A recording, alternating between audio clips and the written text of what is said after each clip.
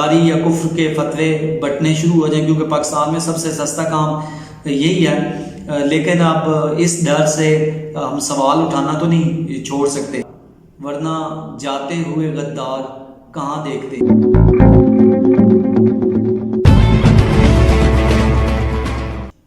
السلام علیکم ناظرین، میں ہوں شیر محمد اعوان. اساسہ جات کی تفصیلات منظر عام پر آئی اور بہت سارے لوگ یہ سوچ رہے ہیں کہ یہ قابل تحسین عمل ہے. کچھ حقائق اس سے متعلق آپ کے سامنے رکھیں گے اور آپ نے فیصلہ کرنا ہے کہ کیا یہ قابل تحسین عمل ہے یا نہیں. یہ ضرور ہے کہ شاید پہلی بار مشیران اور معاونین خصوصی وزیر اعظم جو ہیں ان کے اثاثہ جات کی تفصیل شائع کی گئی، لیکن صرف تفصیلات شائع کر دینا اہم نہیں ہے یا کافی نہیں ہے، بلکہ ان تفصیلات کا سچ پہ مبنی ہونا بڑا ضروری ہے. ان تفصیلات میں جو فیکٹس اینڈ فگر لکھے گئے ہیں ان کا درست ہونا بہت ضروری ہے، زمینی حقائق کے ساتھ میچ ہونا بڑا ضروری ہے. جب آپ ایک ٹویوٹا کی جیپ جو ہے اسے صرف 30 لاکھ کا ظاہر کرتے ہیں، آپ پڑھے لکھے لوگ ہیں، انٹرنیٹ پہ سرچ کر سکتے ہیں، ٹویوٹا کی ویب سائٹ پہ جا کے 2015-16 ماڈل گاڑی جو ہے وہ اس کی ذرا پرائس تو چیک کریں کہ وہ کتنی ہے. اور اگر یہ سچ مان لیا جائے کہ وہ 30 لاکھ کی ہی ہے تو پھر بھی اس پہ تحقیق ہونا اس لیے ضروری ہے کہ پھر اگر وہ گاڑی جو کروڑوں میں ہے، اگر وہ 30 لاکھ روپے میں ملی ہے جنرل صاحب کو، تو پھر وہ نان کسٹم ہو سکتی ہے. اس کے اوپر تحقیق ہونی چاہیے، اس کا کسٹم پیڈ نہیں ہوگا. کسٹم پیڈ نہ ہو تو پاکستان کے کچھ شہروں میں نان کسٹم پیڈ جو گاڑیاں ہیں وہ مل جاتی ہیں 30 لاکھ یا 25 لاکھ میں بھی مل جائیں گی. اور اگر یہ کام کیا ہوا ہے تو اس کے اوپر تحقیق ہونی چاہیے، کیونکہ اگر نان کسٹم گاڑی ہوگی یہاں تو کرنل، صحافی اور ڈاکٹر کی بیویاں گاڑی روکنے پہ یا چلان کرنے پہ اتر کے ٹریفک وارڈن کو تھپڑ مارنا شروع کر دیتی ہیں. اور ایک بڑی گاڑی ہو اور جرنل کی گاڑی ہو تو اس کو کس نے پوچھنا ہے؟ تو اگر اس کی قیمت ٹھیک لکھی گئی ہے تو پھر بھی تحقیق ضروری ہے، اور اگر درست نہیں لکھی گئی تو پھر جواب دہ ہونا چاہیے انصاف کو کہ یہ 30 لاکھ روپے میں گاڑی کس طرح سے انہیں ملی. اسی طرح کے دوسرے فیکٹس اینڈ فگر آپ کو نظر آئیں گے جب آپ پاکستان کی بہترین سوسائٹیز جو ہیں جیسے DHA ہے، ان میں 3-3 4-4 کنال کے پلاٹس آپ کے پاس ہوں اور ان کی جو قیمت لکھی گئی ہے موجودہ قیمت سے کتنا مختلف ہے. یہاں میں یہ بتاتا جاؤں، جب خاقان عباسی صاحب کا اسی طرح کا کیس سامنے آیا تھا تو انہوں نے بتایا جی ہم نے جب یہ خریدی تھی اس وقت کی قیمت ہے. اصل میں جو اثاثہ جات ہیں نو ڈاؤٹ کہ یہ پرانی قیمتیں جب انہوں نے خریدی ہوتی ہیں تب کی شو کرتے ہیں، لیکن پھر اس کو شو کرنے کا کیا فائدہ ہے؟ ایک چھوٹے سے شہر میں اگر آپ ایک پلاٹ آپ نے 20 سال پہلے یا 15 سال پہلے خریدا تھا، اس وقت 50,000 روپے مرلہ تھا، تو ابھی ہو سکتا ہے وہاں 15 لاکھ یا 20 لاکھ روپے مرلہ ہو، تو کرنٹ ویلیو بیسیکلی شو کرنی چاہیے. دوسرا، کئی ایکڑ کی زمین جو ہے وہ چند ہزار روپے میں کہاں ملتی ہے، اس کا ہم کوئی اعتراض نہیں کر رہے. ہم یہ کہہ رہے ہیں کہ وہ بتا دیں. بہت سارے لوگ جو ہیں جن کے پاس چند ہزار روپے کی سیونگ ہوگی وہ خرید لیں گے، ان کے بیوی بچوں کے لیے ایک جگہ میسر آ جائے گی، ان کی ایک پراپرٹی بن جائے گی. یہاں تو زرعی علاقہ جات یا رہائشی علاقہ جات تو چھوڑیں، صحرا میں بھی میرے خیال میں چند ہزار میں کئی ایکڑ زمین میسر نہیں آتی. پھر آپ کا مرنا جینا پاکستان کے ساتھ ہے اور کرنسی وافر مقدار میں آپ نے بیرون کرنسی جو ہے وہ رکھی ہوئی ہے.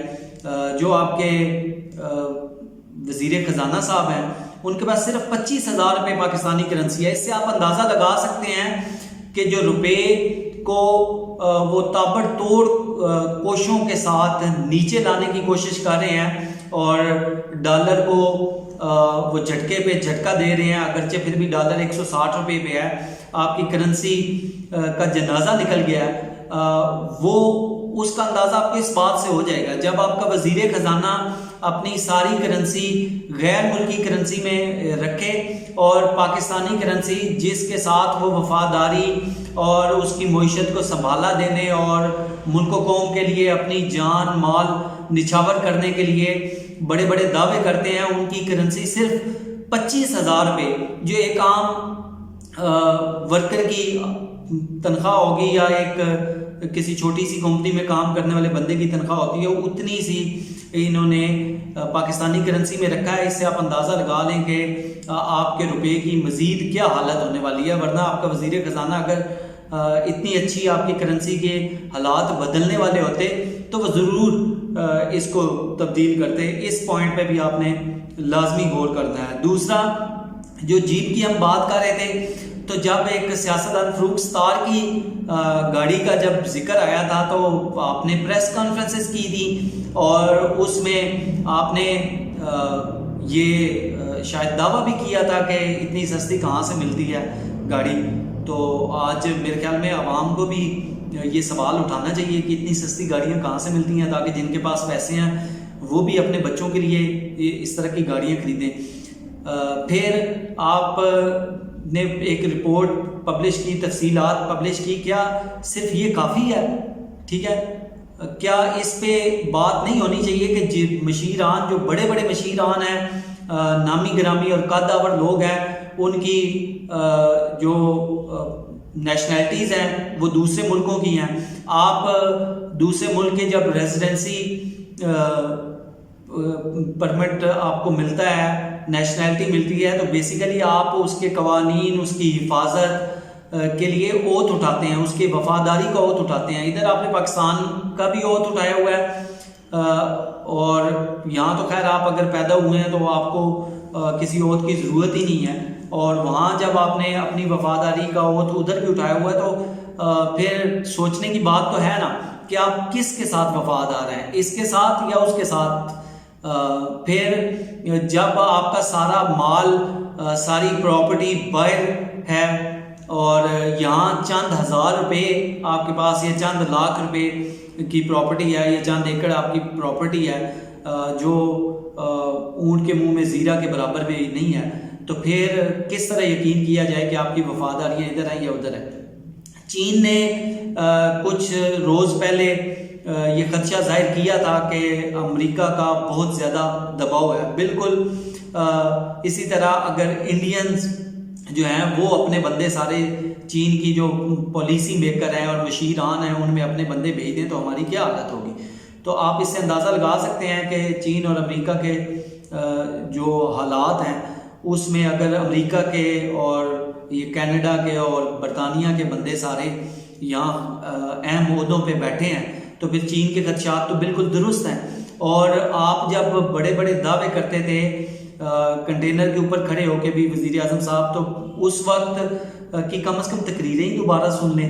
ان تقریروں کو سن کے آپ کو اور کچھ نہیں تو میں آپ کو دعوے سے کہتا ہوں کہ آپ کچھ بھی نہ کریں۔ اپوزیشن تو ویسے سوئی ہوئی ہے، اپوزیشن نے تو کچھ کرنا نہیں، اسے صاف سن گیا، لیکن اگر آپ اپنی پرانی تقریریں سن لیں، یقین جانیں اس ملک کے حالات بدل جائیں گے۔ تقریریں سن کے ان پہ عمل کریں۔ آپ جیسی اپوزیشن پاکستان میں کبھی نہیں رہی۔ آپ اپنی تقریریں سنیں، جو رولز اینڈ ریگولیشن آپ بتاتے تھے، جو طریقہ کار ملک کو چلانے کا، اکانومی کو بہتر کرنے کا، لوگوں کے حالات بہتر کرنے کا، جتنے بھی طریقے آپ نے بتائے ہیں، ویڈیوز ساری موجود ہیں، آپ ان کو کائنڈلی وزیر اعظم صاحب دوبارہ سنیں اور صرف اس کے اوپر عمل کریں۔ ہم کسی دوسرے وعدے کے لیے آپ کو نہیں کہتے کہ آپ وفا کریں، آپ صرف جو آپ نے اپنی تقریروں میں نعرے لگائے ہوئے ہیں ان کو سنیں اور ان پہ عمل کر دیں۔ یقین جانیں کہ 1 سال کے اندر اندر اس ملک کے حالات بہتر ہو جائیں گے۔ ان مشیروں سے آپ پوچھیں کہ ان کی وفاداری کس کے ساتھ ہے۔ اگر یہ پاکستان کے ساتھ اتنی وفادار ہیں تو اپنی وہ نیشنلٹیاں ختم کریں، وہ سارا پیسہ جو ہے وہ واپس پاکستان میں لے کے آئیں، جیسے پچھلے سیاستدانوں نے رکھا ہوا تھا، ان کے اوپر ہم یہی بات کرتے تھے، اب یہ بھی کریں۔ اور جو جنرل صاحب ہیں ان کا جینا مرنا بھی پاکستان سے ہے، ہماری سر کے یہ تاج ہیں، لیکن اگر سر کے تاج کو کہیں زنگ لگنا شروع ہو جائے تو پھر ظاہری بات ہے ہم نے ہی اتارنا ہے. تو ان سے بھی ریکویسٹ ہے کہ وہ بھی اس کی جو جتنی بھی تفصیلات آئی ہیں اس کے اوپر اپنا موقف دیں، اور اگر یہ غلط ہیں تو ان کی تردید کریں. جو اکاؤنٹ نمبر ہیں ان کے اوپر لائن پھیر دی ہے تاکہ کوئی بندہ پڑھ نہ سکے. بیرون ملک کی جو کرنسی ہے اس میں اکاؤنٹ کھلوائے ہوئے ہیں.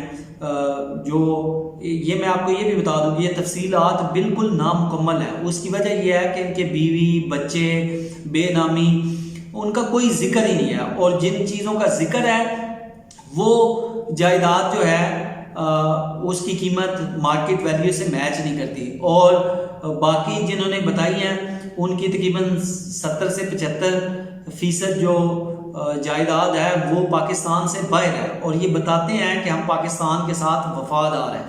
اب اس کے اوپر ایک نیا طوفان کھڑا ہو جائے گا اور جو دفاع کرنے والے ہیں وہ شروع ہو جائیں گے بالکل اسی طرح جیسے بی آر ڈی کا کر رہے ہیں. اور میں حیران ہوں کہ اس ملک میں جب 8-9 ڈیٹس دینے کے بعد بی آر ڈی کا جو حال ہوا اس کے بعد بھی ابھی بھی اس کا دفاع ہو رہا ہے، تو پھر اس ملک میں کیسے حالات بہتر ہوں گے؟ جب آپ کو اپنے نقصان کا اندازہ نہیں ہے تو کیسے حالات بہتر ہوں گے؟ بی آر ڈی کے اوپر ایک چھوٹی سی بات آپ کو میں بتا دوں کہ بی آر ڈی دنیا کا واحد منصوبہ ہے جو ٹریفک کے لیے بنا، اور جب اس پہ روڈ بن گئے تو پتہ چلا کہ روڈ چھوٹے ہیں اور گاڑیاں بڑی ہیں.